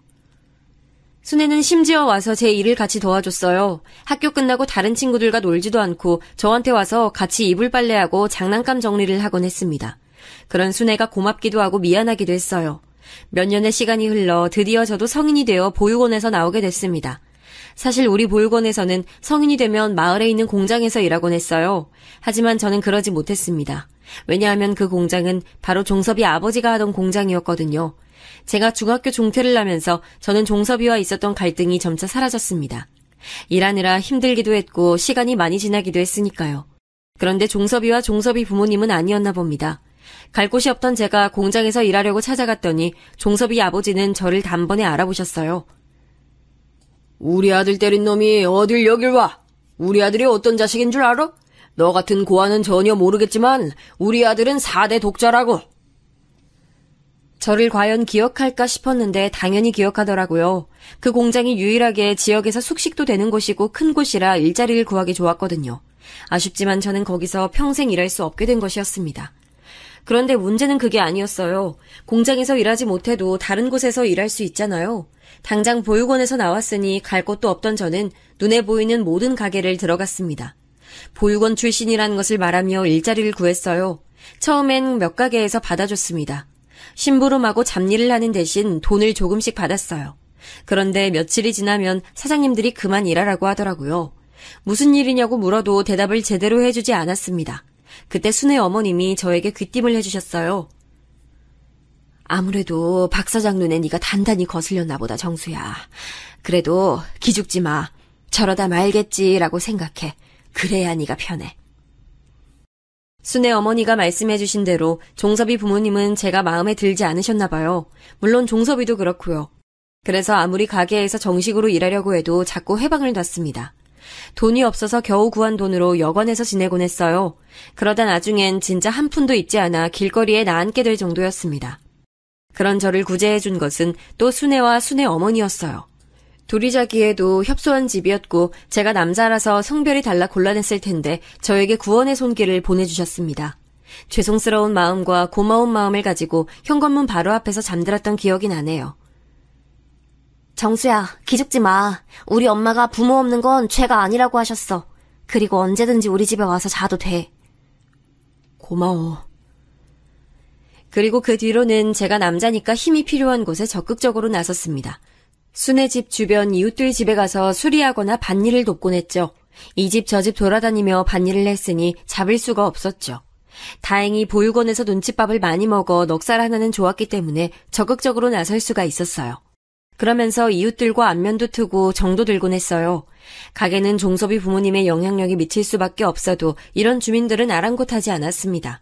일적으로 엮일 일이 없으니까요. 그렇게 저는 하루 벌어 하루 먹곤 살았어요. 순애는 그때 고등학교를 상고를 나왔습니다. 지역에서 꽤 유명한 여자 고등학교였는데 거길 우수한 성적으로 졸업했죠. 그리고 바로 읍내에 있던 은행에 취업했습니다. 워낙 예쁘고 성격도 싹싹해서 주민들이 많이 좋아했어요. 특히 순애가 아버지 없이 엄마랑만 살았잖아요. 그래서 유독 아주머니들에게 잘했어요. 어머니가 생각난다고 더 친근하게 대하곤 했습니다. 그러니 당연히 주민들은 순애를 많이 예뻐했어요. 저는 일거리가 없으면 순애 집에서 집안일을 하곤 했습니다.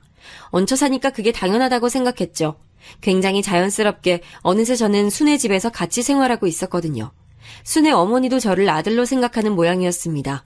이웃들도 정식으로 순애와 제가 결혼식을 올리지도 않았는데 이미 저를 순애 남편으로 생각했죠. 마누라는 어디 두고 혼자 장모님 모시고 왔어? 아유, 어르신, 저희 결혼 안 했어요. 아직 안 한 거지. 결국은 하겠다는 거네. 아유, 웃겨. 사위 하나 잘 뒀네. 하도 순애와 제가 붙어 다니고 어머니를 모시고 병원에도 다니고 하니까 주민들도 우리를 부부라고 생각했습니다. 연민과 동정으로 시작된 관계가 어느새 의지의 대상이 됐던 거죠. 이런 우리를 아니 곱게 본 사람은 유일하게 종섭이와 종섭이 부모님이었습니다. 특히 종섭이가 어릴 때부터 순애를 좋아한다는 사실은 순애도 저도 다 알고 있었거든요. 어린 마음에 저를 유난히 많이 괴롭혔던 이유도 제가 보육원 출신이라는 것과 더불어 순애가 유독 저를 감쌌기 때문이었죠. 종섭이는 성인이 되고 계속 마을에 떠나지 않고 있었어요. 야, 니네 보기 좋다. 좋냐? 가난한 애들끼리 붙어 다니니까 좋아? 짝도 없이 혼자 사는 너보단 낫지 않겠니? 그리고 전 그런 종섭이를 무시했고요. 저는 내심 대학을 가거나 서울로 상경하길 바랐는데 전혀 그러지 않더라고요. 대신 마을에 남아 은행을 제 집 드나들게 드나들었습니다. 공장 일로 왔다며 은행에 가면 은행장이 버선발로 마중 나왔거든요. 그런데 순애는 그렇게 종섭이가 자기를 보러 와도 눈길 하나 주지 않았습니다. 물론 사무적으로 반드시 해야 할 일은 했어요. 다만 사적으로 종섭이가 말을 걸면 아예 대답도 하지 않았죠. 심지어 종섭이는 무슨 자신감인지 순애에게 사귀자고 고백까지 했습니다. 당연히 순애는 거절했어요. 순애가 가장 싫어하던 것이 남을 무시하고 깔보는 거였거든요. 그런 짓을 너무나도 많이 했던 종섭이가 눈에 좋게 보일 리가 없었던 거죠. 그런 순애를 종섭이는 자기를 좋게 보일 생각은 전혀 하지 않았어요. 오히려 질투심과 열등감에 휩싸였습니다. 특히 고백하고 차인 후로는 더 심해졌죠. 아니, 은행장님, 직원교육 이런 식으로 시킬 거예요? 나 이러면 이 은행 안 와요. 아유, 죄송합니다. 아유, 순애 씨 왜 이래? 빨리 사과드려. 저는 일이 없을 때 은행 밖에서 순애를 종종 기다리곤 했습니다. 제가 밖에 있다는 것을 의식했는지 종섭이는 자기의 영향력을 많이 과시했어요. 저렇게 대놓고 자기 힘을 과시하면 순애가 더 안 좋게 보는데 종섭이는 그걸 모르는 것 같았습니다. 은행에 와서 괜히 시비를 걸고 하니 순애는 날이 갈수록 더 싫어했죠. 이때 가장 슬펐던 것은 바로 제가 할 수 있는 게 없다는 사실이었습니다. 돈도 없고 능력도 없고 잘난 부모도 없었으니까요. 현실을 아무리 부정하려 해도 제가 아무것도 가진 것이 전혀 없다는 것은 진실이었습니다. 그때 이제 저도 깨닫게 됐어요. 이대로는 안 되겠다 싶어서 제대로 일자리를 구해보려고 했습니다. 하지만 앞서 말했듯이 동네에서는 도저히 구할 수가 없었어요. 결국 저는 옆 지역까지 가서 일자리를 구하게 됐습니다. 중학교도 졸업하지 못했으니 제가 할 수 있는 것은 많지 않았어요. 결국 버스를 타고 30분은 가야 있던 동네의 공장에 취업하게 됐습니다. 숙식이 가능하다는 말에 냉큼하겠다고 하고 그렇게 일을 시작했어요. 공장 일은 전혀 쉽지 않았습니다. 텃세도 있었고 일도 힘을 써야 하는 일이 많았죠. 아우, 걸리적거려. 아이, 저리로 가. 왜 여기서 일해? 그런데 버티고 버텼습니다. 어차피 갈 곳도 없었고 현실적으로 돈을 벌어야 했으니까요. 공장에서 일주일에 한 번 쉬는 날이 있었는데 이때는 당연히 순애를 보러 갔습니다. 공장에서 그렇게 3년을 일했습니다. 힘들어도 순애를 보러 가는 날을 기다리며 버텼어요. 돈을 모으고 모은 저는 그렇게 3년 뒤에 그 돈을 들고 정식으로 순애에게 프로포즈했습니다. 순애야, 결혼하자. 그동안 내 인생에서 너 같은 사람은 없었어. 내가 다른 건 몰라도 평생 널 떠나지 않을 자신이 있어. 부자도 아니고 부모도 없지만 행복하게 해줄게. 좋아. 어차피 사람들은 우리가 이미 부부인 줄 알더라. 나도 네가 우리 엄마를 어떻게 챙기는지 아니까 든든하고 의지가 돼. 고마워. 공장에서 며칠 내내 연습했던 말을 내뱉었어요. 순애는 환하게 웃으며 답해줬습니다. 결혼식은 성대하게 올리진 못했어요. 난 그냥 우리끼리 행복하게 사는 게 더 중요해. 형식적인 게 뭐가 중요해? 안 그래? 예식장이 있었는데 순애는 그런 식의 결혼은 하고 싶지 않다고 하더라고요. 그 말은 반은 진실이고 반은 거짓이었습니다. 한 푼이라도 아끼고 싶었던 순애의 마음을 알고 있었죠. 순애 어머니, 장모님도 우리가 결혼한다니까 아주 좋아하셨습니다. 원래 살던 순애의 집에서 제가 모은 돈과 순애가 모은 돈을 합쳐 조금 넓은 곳으로 이사갔어요. 당연히 장모님도 같이 살았습니다. 그리고 저는 그대로 공장에 계속 다녔어요. 옆 동네고 버스로 30분은 가야 했기에 새벽같이 일어나야 했습니다. 그래도 마냥 좋았어요. 정식으로 순애와 가족이 됐다는 사실도 기뻤고 울타리가 생긴 느낌이 들었습니다. 체력적으로 힘들다는 느낌이 들지도 않았어요. 오히려 결혼하고 너무 행복해서 공장 사람들이 얼굴이 폈다고 해줄 정도였습니다. 장모님은 저를 원래도 많이 챙겨주셨는데 결혼하니 아예 아들처럼 대해주셨어요. 아유, 우리 사위 이것도 먹어. 일하느라 고생 많어. 사람은 일단 건강해야 해. 알지? 장모님도 드세요. 저 많이 먹었어요. 순애야, 많이 먹어? 남들은 신혼을 장모님과 보내는데 괜찮냐고 묻기도 했습니다. 제 대답은 그때마다 늘 같았어요. 괜찮은 걸 넘어서 행복했습니다. 부모에 대한 사랑을 전혀 모르고 자랐던 제게 장모님은 아내의 어머니가 아니고 제 어머니나 마찬가지였거든요. 정수야, 사실 내가 그동안 말을 안 했는데 너희 아버지랑 죽은 우리 남편이 아주 친한 친구였어. 그동안 내가 왜 잘해줬는지 궁금했지. 나도 몰랐는데 어쩐지 자꾸 신경이 쓰이더라. 내가 남편 물품 정리하다 사진 한 장을 발견했는데 너희 아버지랑 각자 아이를 데리고 찍은 사진이었어. 자, 여기 봐봐. 너무 똑같이 생겼고 눈 옆에 있는 점까지 똑같아. 친구 부부가 사고로 죽으면서 아이가 보육원에 맡겨졌단 소린 들었는데 그게 너일 줄이야. 장모님, 전혀 몰랐어요. 정말 아예 몰랐어요. 남편 잃고 한동안 마음이 아파 정신을 차릴 수가 없었지. 널 보니까 그래도 우리 순애는 적어도 고생은 안 할 것 같아서 마음이 놓여. 고마워. 장모님이 어느 날 장인어른 제사를 지내고 저를 따로 불러서 하신 말씀은 충격적이었습니다. 알고 봤더니 순애 아버지와 우리 아버지가 친한 친구였다고 하더라고요. 장모님이 건네주신 사진을 보고 저는 눈물이 왈칵 나왔습니다. 아버지는 저와 정말 똑같이 생겼더라고요.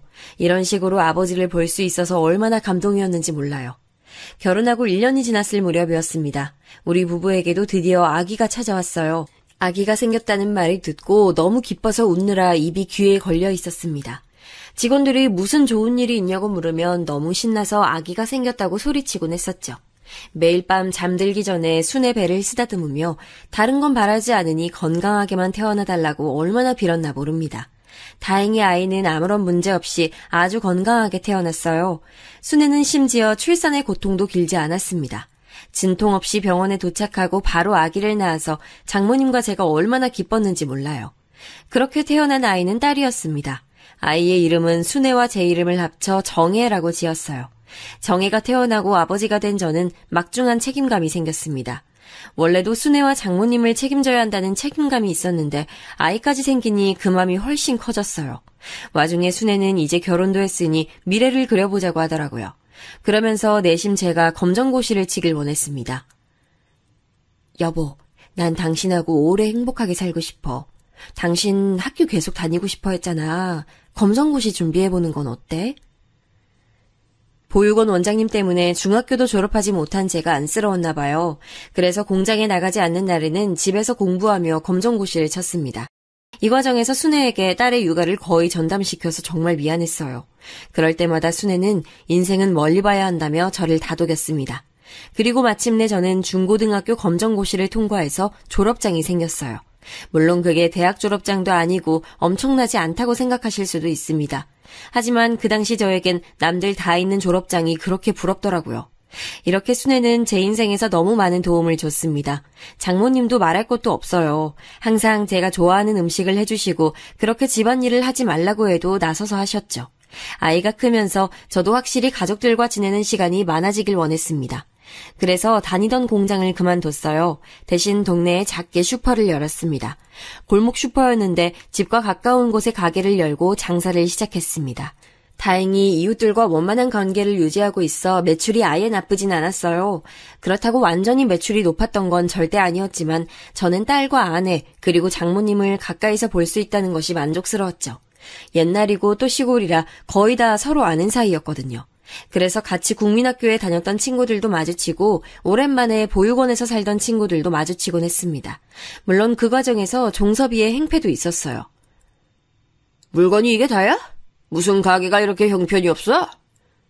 너한텐 물건 안 판다. 나가라. 뭐? 손님을 이렇게 대해도 되는 거야? 뭔 장사를 이딴 식으로 해. 그러면서 가게 운영이 잘 될 것 같아? 너만 아니면 다른 손님들은 다 멀쩡해서 괜찮아. 나 진짜 경찰 부르기 전에 빨리 나가. 종섭이는 잊을만 하면 우리 가게에 와서 괜히 시비를 걸곤 했습니다. 그때는 이미 친구들도 슬슬 결혼하고 자리를 잡아갈 때였는데 혼자만 결혼도 못하고 있었거든요. 자기가 괴롭히던 친구와 자기가 오랜 시간 짝사랑한 상대가 결혼해서 아기를 낳았으니 얼마나 보기 싫었겠어요. 저도 그 열등감을 모르는 건 아니었습니다. 하지만 이제 저는 가정에 있는 사람이었고 제가 아니면 우리 가족을 누가 지키겠어요. 그래서 적당히 받아치기도 했습니다. 그리고 사실 종섭이는 그렇게 심한 행패는 부리지 않았어요.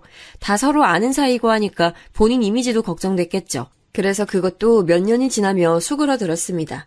아이를 데리고 장모님을 모시고 순애와 넷이 부산 여행을 가기도 했어요. 슈퍼 문을 닫고 같이 차를 타고 갔는데 너무 재밌었던 기억이 납니다. 그때 찍은 사진도 아직도 제 보물이에요. 이 부산 여행은 우리 가족에게 큰 의미거든요. 왜냐하면 저 여행이 우리 넷이 처음이자 마지막으로 같이 갔던 여행입니다. 가기 전까지는 아주 좋았어요. 가서 아이한테 입히로 또 새로 사고 옆집 아주머니께 자랑도 했죠. 슈퍼에 오는 단골들께 며칠간 집을 비운다고 말하면서 행복해서 빵실빵실 웃었던 기억도 납니다. 그도 그럴 게 우리 가족 넷은 한 명도 바다를 실제로 본 적이 없었어요. 정혜야 아직 어려서 그렇다 쳐도 저와 순애 그리고 장모님은 평생을 이 시골에서 살았으니 볼 일이 없었습니다. 여행 한번 가보지 못한 장모님을 보니 가슴이 아팠어요. 그래서 하루라도 빨리 호강시켜드리고 싶었죠.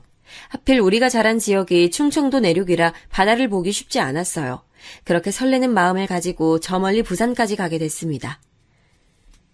와, 바다다. 너무 예뻐, 여보. 데려와줘서 진짜 고마워. 드디어 바다를 내 눈으로 본다. 와, 나 지금 진짜 행복해. 당신이 행복하다니까 다행이다. 장모님 이리 오세요. 우리 정혜랑 같이 사진 찍어요. 저도 그렇고 순애도 그렇고 처음 보는 바다에서 아이처럼 기뻤어요. 순간 순애가 표정을 찡그릴 때도 있긴 했는데 의아해서 쳐다보면 다시 웃고 있어서 그냥 넘겼습니다.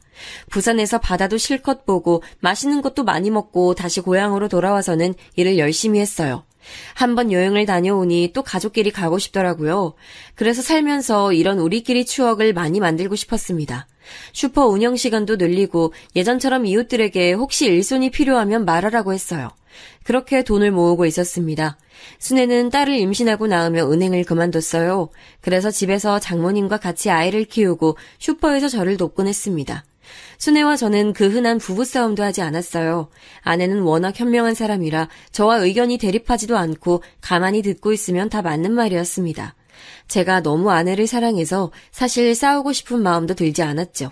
그렇게 부산 여행을 다녀오고 1년도 지나지 않던 어느 날이었습니다.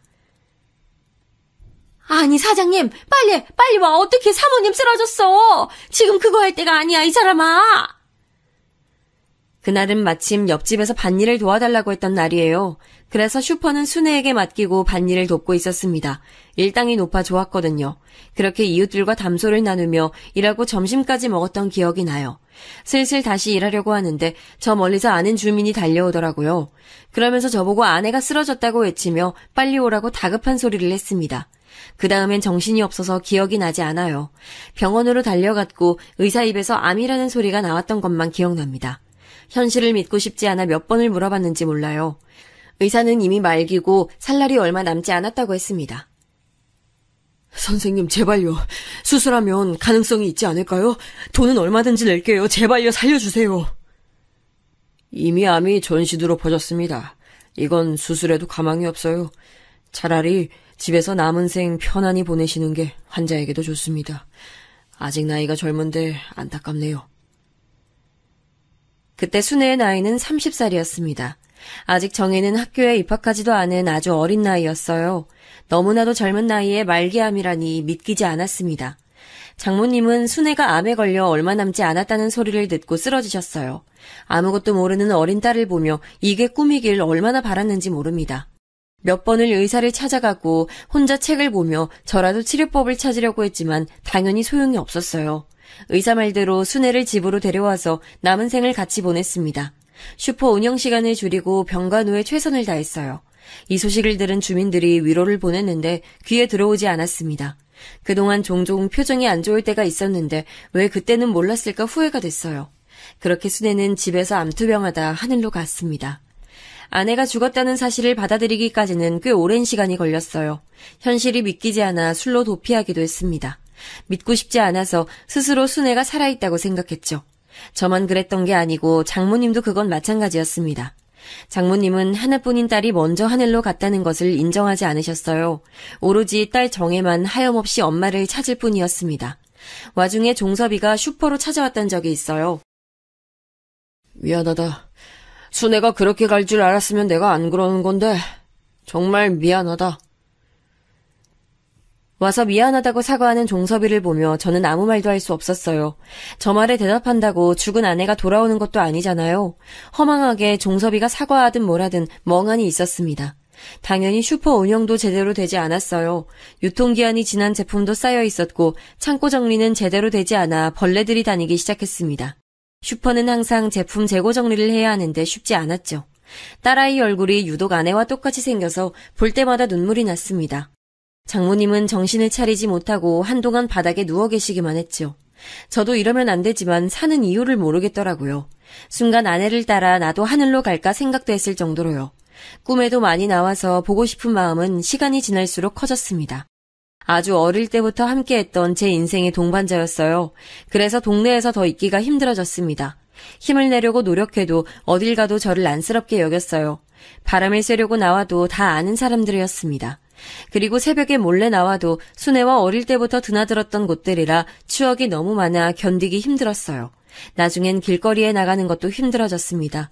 그래서 저는 새 출발을 하자고 결심했어요. 그대로 고향에서 계속 슈퍼를 하며 살면 제가 버틸 수가 없겠더라고요. 사람들의 동정이 가득한 시선도 견디기 힘들었습니다.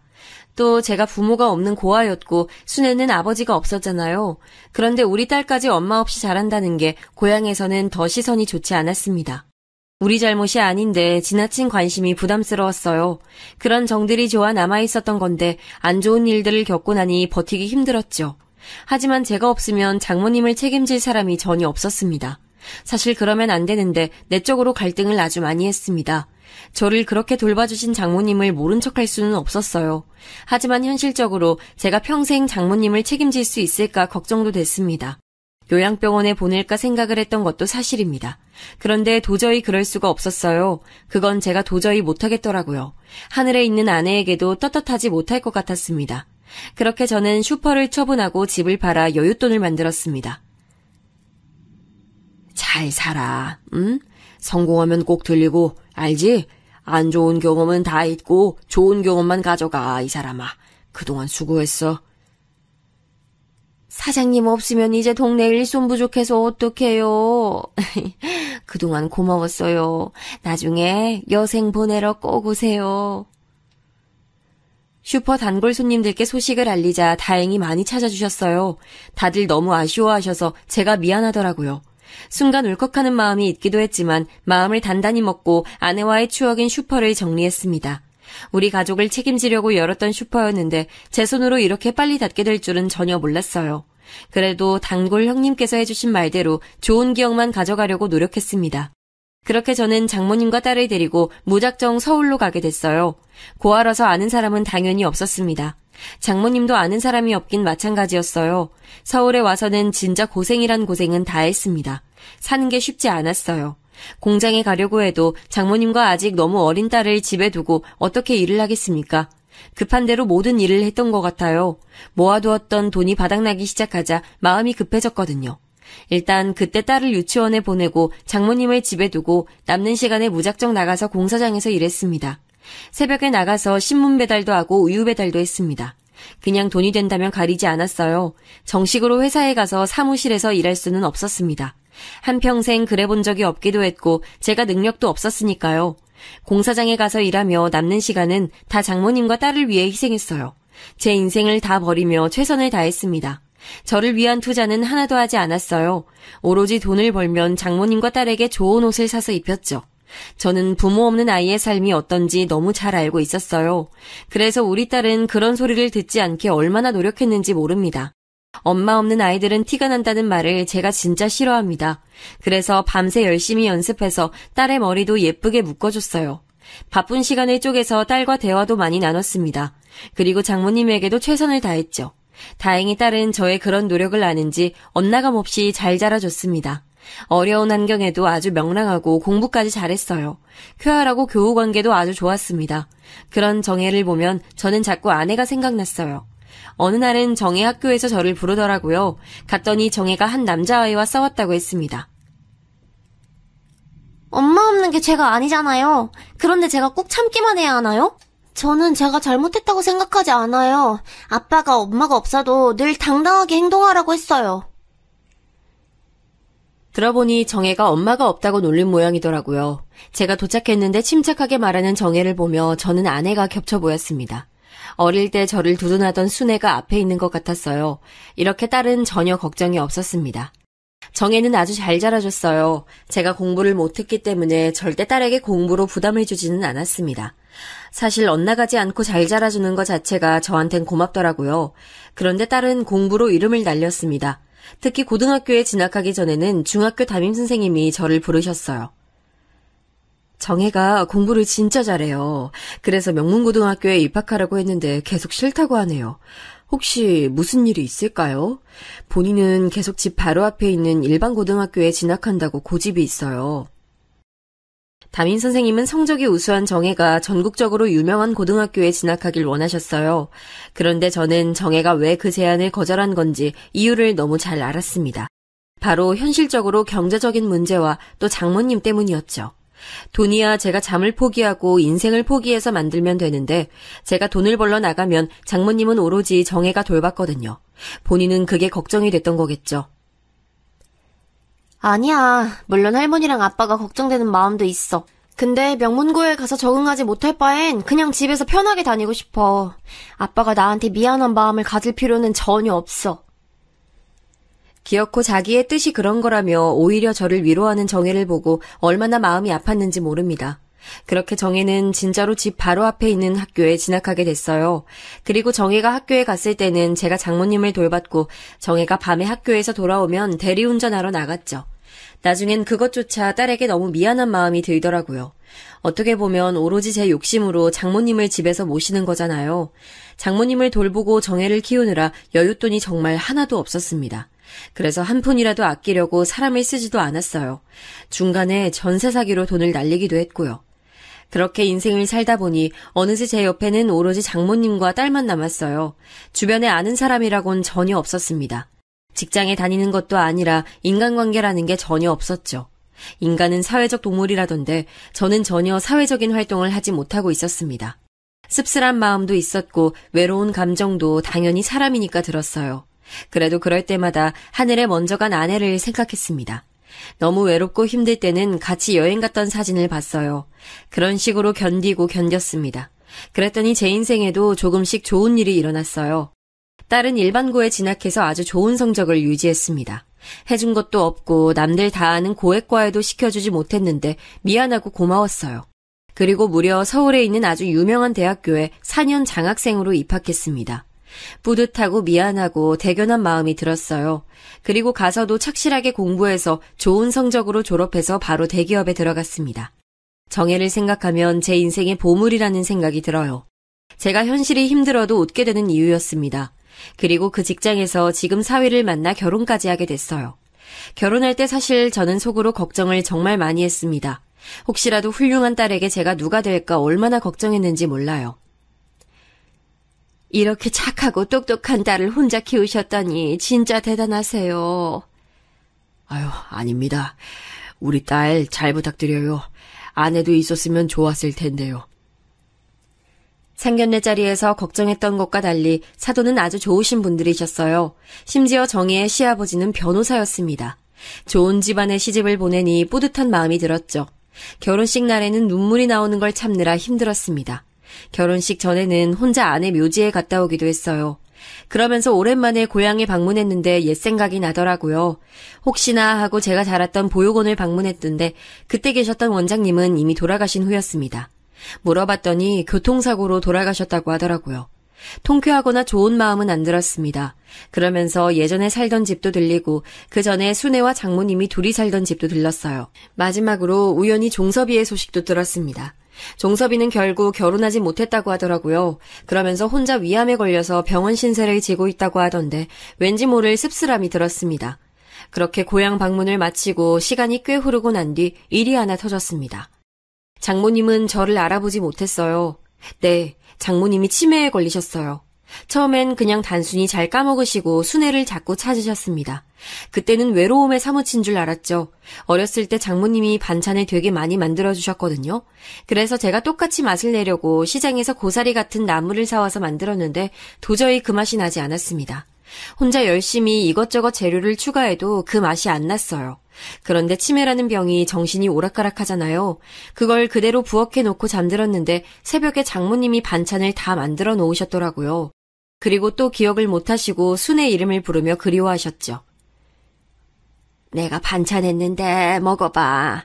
아이 맛없어도 한번 들어봐. 자네 요즘 고생 많지? 근데 우리 순애는 어딨나? 우리 순애가 이 반찬 참 좋아하는데. 장모님. 이런 모습이 반복되니 저도 마음이 참 아팠습니다. 그때부터 장모님은 치매가 더 심해졌습니다. 정혜가 결혼하고 나고는 장모님을 돌보는 일은 오로지 제 몫이었어요.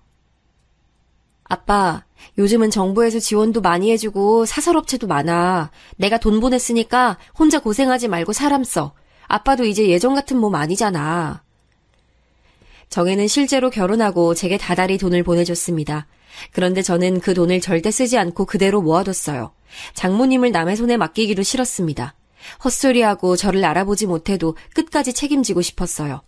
그러면서 버티고 버텼습니다. 그러다 제 나이 70이 되고 장모님을 혼자 힘들게 40년을 모신 어느 날 장모님은 아내의 곁으로 가게 됐어요. 그날 아침은 이상하게 장모님이 멀쩡해 보여 놀랐던 기억이 납니다. 평소엔 기력이 없으셔서 누워 계셨는데 그날은 앉아 계셨어요. 그리고 저를 보고 눈을 떼지 않으셨어요. 많이 늙으셔서 제대로 거동이 불편하셨는데 기적이었죠. 장모님 왜요? 뭐 하시고 싶은 말 있으신가? 그래도 이렇게 앉으니까 얼마나 좋아요. 제가 그 말을 하자 장모님은 고개를 끄덕이셨어요. 그리고 입모양으로 말씀하셨는데 고맙다는 말이었어요. 40년을 돌봤으니 입모양만 봐도 무슨 말인지 바로 알았죠. 그리고 뭐라 더 말씀하셨는데 땅이라는 단어였어요. 그때는 그게 무슨 의미인지 전혀 몰랐습니다. 고맙긴 나 키운 것도 장모님인데요. 그래도 말 들으니까 좋네요. 그리고 장모님은 그날 밤 조용히 순의 곁으로 가셨어요. 병원에서 이 정도로 오래 사신 것은 기적이라고 하더라고요. 저한테 아주 잘 돌봤다고 칭찬해 주었습니다. 장모님 돌아가시고 정혜와 많은 얘기를 나눴어요. 아빠는 어떤 마음이야? 후련해 아니면 슬퍼? 모르겠어. 그냥 후회는 없어.